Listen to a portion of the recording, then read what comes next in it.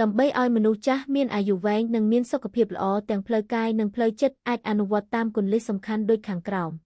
1. របបអាហារដែលមានសុខភាពល្អ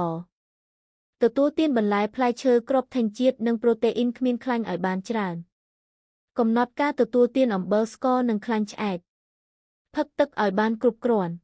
2. សកម្មភាពរាងកាយទៀងទាត់ហាត់ប្រាណកម្រិតស្រាលទៅមធ្យមដូចជាដើរលឿនហែលទឹកឬរាំយ៉ាងហោចណាស់150នាទីក្នុងមួយសប្តាហ៍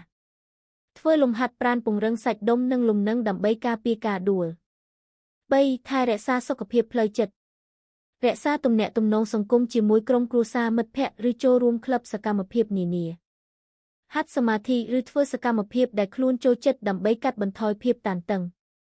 រៀនអ្វីថ្មីដូចជាភាសាឬជំនាញថ្មីដើម្បីរក្សាខួរក្បាលឲ្យសកម្ម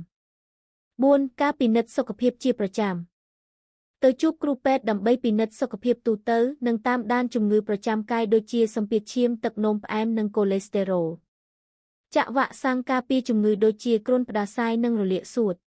5. ជៀសវាងកត្តាហានិភ័យឈប់ជក់បារីនិងកំណត់ការទទួលទានគ្រឿងស្រវឹងប្រុងប្រយ័ត្នពីគ្រោះថ្នាក់ក្នុងផ្ទះដូចជាការរអិលដួល 5. គេងឲ្យបានគ្រប់គ្រាន់ព្យាយាមគេងឲ្យបាន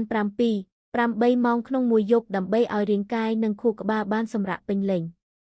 ការរស់នៅប្រកបដោយសុខភាពល្អទាំងផ្លូវកាយនិងផ្លូវចិត្តគឺជាគន្លឹះដ៏សំខាន់ដើម្បីឲ្យមនុស្សចាស់មានអាយុវែងនិងមានគុណភាពជីវិតល្អ